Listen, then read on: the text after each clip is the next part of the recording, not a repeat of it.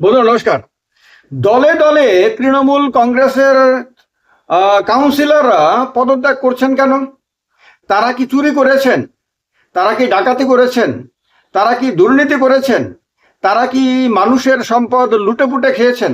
তাদের মনের মধ্যে কি ভয় আছে? তারা কি বিজেপিতে যোগদান করতে চাইছেন? তারা কি এমন কিছু করেছেন যার জন্য এখন পদত্যাগ করে তারা কোনো মতে পিঠ বাঁচাতে চাইছেন? না হলে আজকের মানে সমস্ত চ্যানেলগুলো খুললেই আপনারা দেখবেন যে সর্বভারতীয় চ্যানেলগুলোতেও বলা হচ্ছে বারবার যে একসাথে 100 জন তৃণমূল কাউন্সিলর নাকি পদত্যাগ করেছেন এবং তাদের এই পদত্যাগের কারণে আপনার মানে বাংলাতে তৃণমূল কংগ্রেস রাজনৈতিকভাবে ধসে যাচ্ছে, একেবারে শেষ হয়ে যাচ্ছে, এই কথাগুলো বারবার বলা হচ্ছে। এখন বড় কথা হলো যে তৃণমূল কংগ্রেস টিকবে কি টিকবে না, সে কি ধ্বংস হয়ে যাবে না কি আবার ঘুরে দাঁড়াবে, সে তো আরেকটা পার্ট। কিন্তু সবচেয়ে বড় কথা হলো যে পশ্চিমবঙ্গে বিধানসভা নির্বাচনে বিজেপি ক্ষমতায় এসেছে, তৃণমূল হেরে গেছে। বিজেপি 207টি আসন পেয়েছে, তৃণমূল 80টি আসন পেয়েছে। এবার বিজেপি প্রধান শাসক দল হলেও তৃণমূল তো প্রধান বিরোধী দল। প্রধান বিরোধী দল হিসেবে তার কাছেও তো আপনার 80 জন এমএলএ রয়েছে। সেটা একেবারে ছোটখাটো দল না। কোথাও মিউনিসিপ্যালিটিগুলোতে বা পুর নিগমগুলোতে তাদের লোকরা শাসন করছে, তো তাদের কাছেও তো ক্ষমতা রয়েছে। রাজ্য সরকারের ক্ষমতা তারা হারিয়েছে, কিন্তু অন্যান্য প্রতিষ্ঠানগুলোতে তো তারা শাসন ক্ষমতায় রয়েছে। এবার সেখানে যারা নির্বাচিত প্রতিনিধি, তাদের তো যতদিন পর্যন্ত কার্যকালে রয়েছে ততদিন পর্যন্ত সেখানে পদে থেকে তাদের দায়িত্ব পালন করার সুযোগ রয়েছে। কিন্তু সেখান থেকে তারা কেন পদত্যাগ করছেন? প্রথমে আপনারা জানেন, হয়তো দেখে নিয়েছেন যে কোন জায়গা থেকে কতজন কাউন্সিলর পদত্যাগ করার কথা বেরিয়ে এসেছে। আমাকে আমার এজেন্ট বলছে যে ভাটপাড়াতে 30 জন পুর প্রধান সহ তারা পদত্যাগ করেছেন। হালি শহরে 16 জন পদত্যাগ করেছেন। উত্তর ব্যারাকপুরে 15 জন পুর প্রধান সহ তারা পদত্যাগ করেছেন। কাঁচরাপাড়াতে 14 জন পদত্যাগ করেছেন। কাঁথিতে 12 জন, এরা কিন্তু কাউন্সিলর। তারপর গারুলিয়াতে 10 জন, কোনো কোনো রিপোর্টে 18 জন বলা হচ্ছে। ডায়মন্ড হারবারে 8 জন, কোথাও 16 জন বলা হচ্ছে। 16 জনের মধ্যে আর কি, কেউ কেউ কোনো কথা বলা হচ্ছে তার চেয়েও বেশি। দুবরাজপুরে 3 জন, এরা পদত্যাগ করছেন। এবার আমি জিজ্ঞেস করেছিলাম পদত্যাগ করার কারণ কি। বলছে যে 15 বছর পর আপনার তৃণমূল কংগ্রেস ক্ষমতা হারানোর পর এবং বিজেপি ক্ষমতায় আসার পরে রাজ্য স্তরে নিচু তলার তৃণমূল কংগ্রেসের নিচু তলার নেতাদের মধ্যে ব্যাপক হতাশা ও আতঙ্ক তৈরি হয়েছে। হতাশা এবং আতঙ্ক কেন? তাদের দল হেরে গেছে এই কারণে। কিন্তু তাদের কাছে তো পদ রয়েছে, যারা কাউন্সিলর আছে তাদের তো অতটা হতাশা হওয়া বা আতঙ্ক হওয়ার কথা না, যদি দুর্নীতি না করে থাকে। এবার বলছে যে নতুন সরকার ক্ষমতায় আসার পর থেকেই অবৈধ নির্মাণ ভাঙতে বুলডোজার অ্যাকশন এবং দুর্নীতি ও তোলাবাজির অভিযোগে একাধিক তৃণমূল কাউন্সিলর ও নেতার বিরুদ্ধে পুলিশি ধরপাকড় শুরু হয়েছে। এই প্রশাসনিক চাপের মুখে অনেকেই পদত্যাগ করছেন। তারা পদত্যাগ করলে কি পার পেয়ে যাবেন যদি চুরি করে থাকেন? আর যদি চুরি না করে থাকেন তাহলে ভয় পাওয়ার তো কোনো কারণ নাই।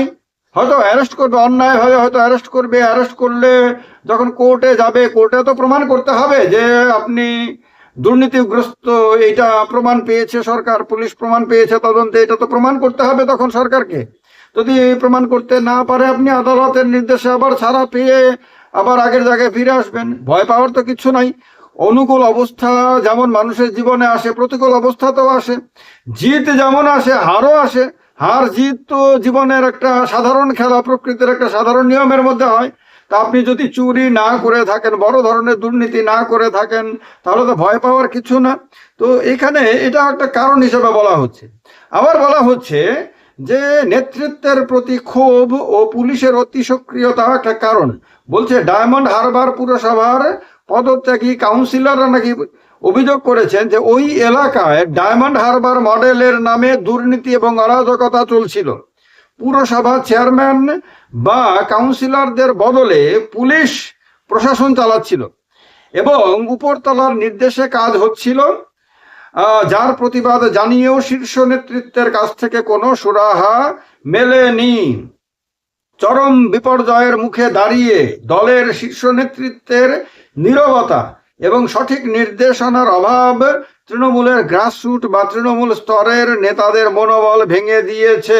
এখন কথা হলো যে এই যে অভিযোগগুলো করছে, অনেকে করছে, তারা এই অভিযোগগুলো কেন বিধানসভা নির্বাচনের আগে, এমনকি নির্বাচনের ফলাফল ঘোষণার আগে কেন করেননি?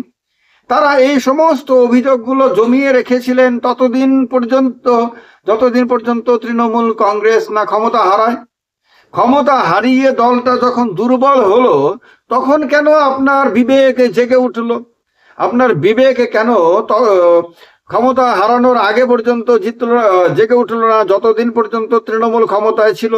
বিজেপির অনেককে দেখলাম এই প্রশ্নগুলো সোশ্যাল মিডিয়াতে এসে করছে, এবং তারা তো যথার্থই প্রশ্ন করছে। কারণ হলো যে তারা তো দেখছে এটা, যে এই মানুষগুলো এতদিন ধরে আপনার সমস্ত কিছু খেয়েছে, সমস্ত সুযোগ সুবিধা নিয়েছে, সমস্ত ক্ষমতা দেখিয়েছে, কিন্তু ক্ষমতা যেই মাত্র হাত থেকে চলে গেল, সেই মাত্র হঠাৎ করে তারা উল্টো সুরে গান গাইতে শুরু করলো, এবং যে দলকে এতদিন ধরে তারা প্রকৃত অর্থেই সাধারণ মানুষের দল বলে আখ্যায়িত করে আসছিল, সেই দলকেই তারা এখন অভিযুক্ত করতে শুরু করলো।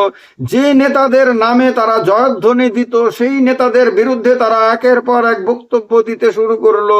এইটা দেখে বিজেপির লোকরাও বুঝতে পারছে এখন যে এই মানুষগুলো যদি নিজের দলের সমস্ত সুযোগ সুবিধা পেয়ে খারাপ দিনে তার সঙ্গে চোখ উল্টে দিতে পারে, তাহলে তো তারা বিজেপিতে এলে আগামী দিনে বিজেপির যখন খারাপ সময় আসবে, তখন তারা বিজেপির সঙ্গেও তো চোখ উল্টাবে।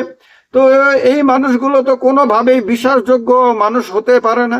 এর কারণেই বিজেপির নিচু তলার কর্মীদের মধ্যে ব্যাপকভাবে দাবি উঠতে শুরু করেছে যে কোনোভাবেই এই বেঈমান এবং বিশ্বাসঘাতকদেরকে দলে নেওয়া যাবে না, যারা নিজের দলের সঙ্গে বিশ্বাসঘাতকতা করে বিজেপিতে যোগদান করতে চাইছে। তারা আগামী দিনে বিজেপির ক্ষতি করে, বিজেপিকে চুষে খেয়ে, বিজেপির সর্বনাশ করে এরা বিজেপি ছেড়ে দিয়ে আবার অন্য কোনো দল যখন যারা সুসময়ে আসবে, তখন সেই দলে যোগদান করে ফেলবে। তো এই ব্যাপারে বিজেপির গ্রাসরুট লেভেলের কর্মীরা দেখছি অনেকেই সতর্ক হয়ে গেছেন, এবং শ্রমিক ভট্টাচার্য প্রথমে তো বলে দিয়েছিলেন যে কোনোভাবেই বিজেপির তৃণমূলীকরণ করা হবে না, কিন্তু পরে আবার তিনি বলেছেন যে ভালো তৃণমূলীদেরকে দলের মধ্যে নেওয়া হবে। এখন ভালো এবং খারাপ কারা, কিভাবে আইডেন্টিফাই করা হবে? অনেকেই আছেন যারা মুচকি শয়তান, তারা তলে তলে সমস্ত দুষ্টকর্ম অপকর্মগুলো করেছে, কিন্তু বাইরে থেকে ভালো ভালো রূপ ধারণ করে রেখেছে। এরা নিজেদের একটা ভদ্রলোক ছবি তৈরি করে রেখেছিল। এদেরকে কি বিজেপি ভালো লোক মনে করবে? এরা তৃণমূলে যেমন ভেতরে একরকম বাইরে আর এক রকম, অর্থাৎ তরমুজ সংস্কৃতিকে আপন করে একটা অদ্ভুত ধরনের রাজনৈতিক সংস্কৃতি তারা কায়েম করেছিল। এরা এই কাজটা তো বিজেপিতেও করবে। অনেকে আছে, হতে পারে যে তৃণমূলে থেকে বদনাম হয়ে গেছে, আসলে সে কোনো অপকর্ম করেনি, কিন্তু অপকর্মকারীদের সঙ্গে থেকে তার বদনাম হয়ে গেছে। সুতরাং সে আপাত দৃষ্টিতে খারাপ লোক মনে হলেও সে হয়তো ভালো লোক, কিন্তু তাকে খারাপ লোক মনে করে বিজেপি তাকে আটকে দেবে।